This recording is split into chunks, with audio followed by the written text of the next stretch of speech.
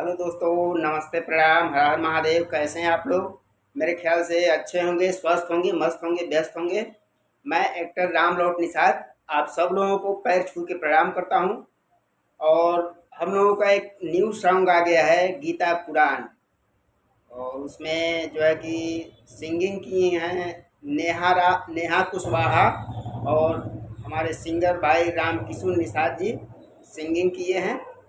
और वीडियो भी बहुत मतलब बेहतरीन तरीके से बनाया गया है, बहुत ही अच्छा वीडियो बना है। और सॉन्ग भी बहुत प्यारा है। आप लोग जाइए यूट्यूब पर और सर्च करिए सोनू शर्मा म्यूजिक वर्ल्ड।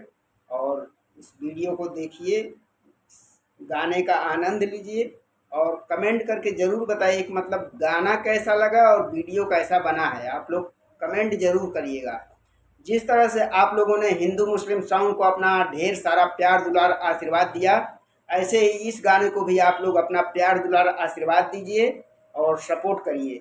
हमारे पूरी टीम के तरफ से आप लोगों को तहे दिल से धन्यवाद है। लव यू दोस्तों।